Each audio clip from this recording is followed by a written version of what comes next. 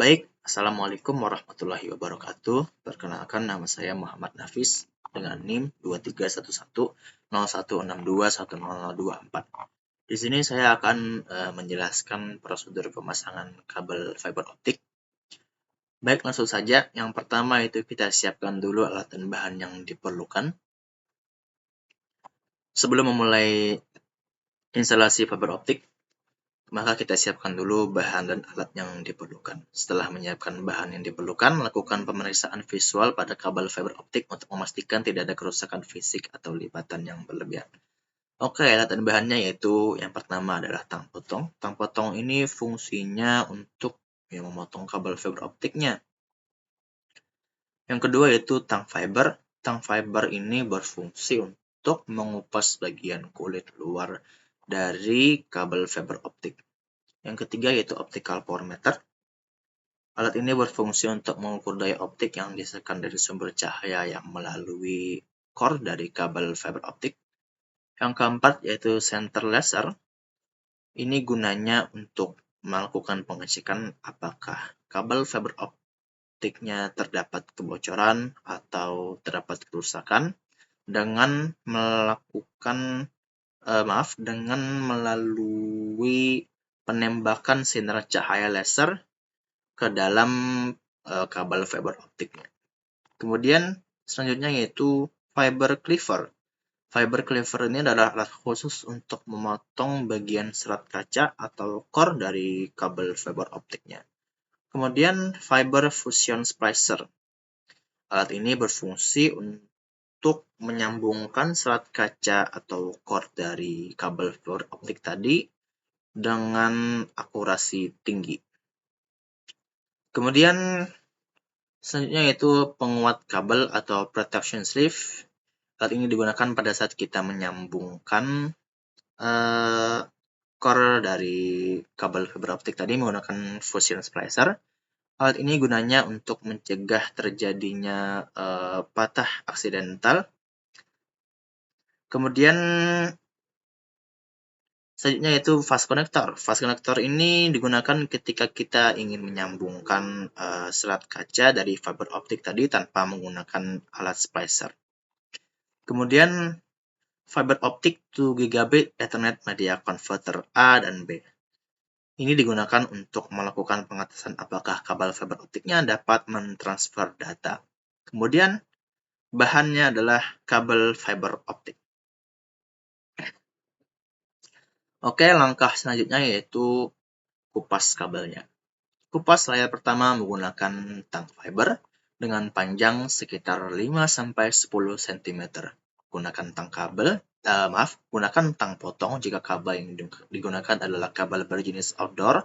Lakukan proses pengupasan kabel secara hati-hati agar serat kaca atau core-nya tidak patah. Kemudian langkah selanjutnya yaitu bersihkan kabel. Bersihkanlah dengan hati-hati layar kedua dari lapisan tipis atau cladding yang menyelimuti serat kaca atau core-nya. Cladding ini berfungsi untuk melindungi serat kaca agar tidak mudah rusak. Proses pembersihan harus dilakukan lebih hati-hati dibanding proses pengupasan. Hal ini dikarenakan saat membersihkan kabel akan langsung bersentuhan dengan serat kaca yang rentan patah. Kemudian langkah selanjutnya yaitu kita potong kabelnya. Sesuaikan panjang kabel dengan fast connector. Ini maksudnya pemotongan core-nya lebih tepatnya. Sesuaikan panjang core dengan fast connector. Jika dirasa serat kacanya terlalu panjang, maka potonglah menggunakan fiber cleaver. Sebelum memotong kabel disarankan untuk meletakkan tisu di bawah fiber cleaver untuk menampung serpihan dari potongan core kabelnya. Tariklah slider pisau pemotong di fiber cleaver terlebih dahulu, lalu letakkan kabel dalam fiber cleaver dan tutup fiber cleaver setelahnya. Dorong pisau pemotong dan kabel siap untuk dipasangkan ke fast connector. Kemudian yaitu pemasangan kabel ke fast connector. Lepaskan penutup pada fast connector yang berwarna putih, lalu buka penjepit fast connector dan masukkan ujung serat optik ke dalam fast connector hingga benar-benar masuk ke dalam bagian penutupnya. Pastikan serat optik terletak pada posisi yang benar dan tidak ada serat yang patah atau terjepit. Kemudian lakukan pengujian dan verifikasi. Gunakan senter laser untuk memeriksa kebocoran atau kerusakan pada sirkuit optik. Periksa dengan teliti setiap sambungan dan pastikan tidak ada cahaya yang bocor atau gangguan lainnya. Kabel yang baik akan mengantarkan cahaya laser ke sisi lainnya dengan sangat baik. Cahaya lasernya tetap terang. Kemudian langkah selanjutnya yaitu pemeriksaan kualitas sinyal. Untuk pengujian yang lebih detail bisa menggunakan optical power meter. Optical power meter ini akan menampilkan detail kondisi kabel seperti angka redamannya. Cara menggunakannya adalah dengan memasangkan senter laser ke ujung kabel fiber, lalu memasangkan ujung lainnya ke optical power meter. Kabel yang baik atau stabil mempunyai redaman di -10 dan yang paling buruk berada di angka -40. Kemudian langkah selanjutnya. Ini bukan langkah selanjutnya sih. Ini jika kita ingin melakukan pemasangan kabel fiber optik dengan splicer. Jika ingin menggunakan penguat kabel untuk menjaga sambungannya, maka masukkan dulu penguat kabel ke salah satu kabel. Setelah itu, singkirkan penguat kabel ke samping agar tidak mengganggu proses splicing.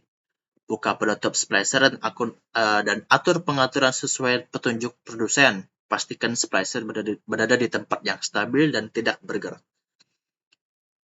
Masukkan ujung serat optik yang akan digabungkan ke dalam splicer dengan hati-hati. Pastikan serat optik terletak pada posisi yang benar dan tidak ada serat yang patah atau terjepit. Jika kabel yang akan disambungkan adalah kabel berjenis outdoor, pastikan posisi kabel cukup baik agar proses splicing tidak terganggu. Masukkan ujung serat optik yang akan digabungkan ke dalam splicer dengan hati-hati. Pastikan serat optik terletak pada posisi yang benar. Tekan tombol start pada splicer untuk memulai proses splicing kedua ujung kabel. Pada bagian layar bisa dilihat kondisi kabel apakah potongannya sudah rata atau belum, dan juga bisa dilihat apakah kabel masih kotor atau sudah bersih. Jika dirasa masih kotor dan potongan belum rata, buka saja splicer dan bersihkan dahulu kabelnya atau rapikan potongan kabel. Kemudian selanjutnya itu pemanasan penguat kabel atau protection sleeve. Buka penutup pemanas pada splicer, biasanya terletak di bagian belakang, dan masukkan kabel fiber yang penguat kabelnya berada di bagian penyambung kabel sebelumnya. Lalu tutup penutup pemanas, aktifkan pemanas kabel dan biarkan kabel terpapar panas selama beberapa detik. Setelah selesai, diamkan beberapa saat untuk mendinginkan kabel. Pastikan tidak langsung menyentuh kabel setelah dipanaskan. Oke, itu tadi adalah prosedur dari pemasangan kabel fiber optik.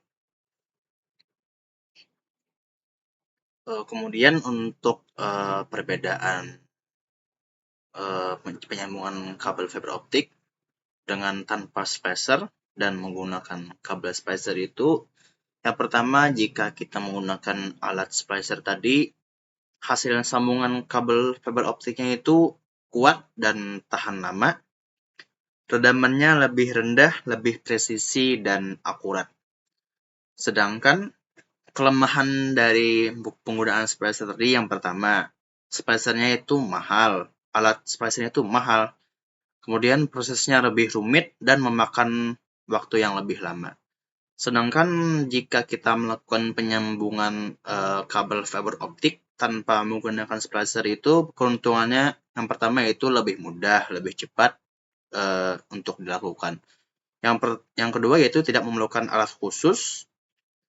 Yang ketiga itu ya lebih murah daripada menggunakan alat splicer tadi. Tapi ya kekurangannya adalah yang pertama itu hasil sambungannya tidak sekuat dan dapat bertahan lama seperti menggunakan alat splicer tadi. Kemudian redamannya lebih tinggi, kurang presisi dan kurang akurat juga. Oke, kayaknya itu aja untuk perbedaan penyambungan kabel fiber optik dengan alat splicer atau tidak menggunakan alat splicer. Baik, itu tadi penjelasan mengenai prosedur penyambungan kabel fiber optik dan penjelasan perbedaan mengenai penyambungan kabel fiber optik menggunakan alat splicer dengan yang tidak menggunakan alat splicer. Demikian dari saya, mohon maaf apabila terdapat banyak kekurangan atau kesalahan. Salah khilaf mohon maaf. Assalamualaikum warahmatullahi wabarakatuh.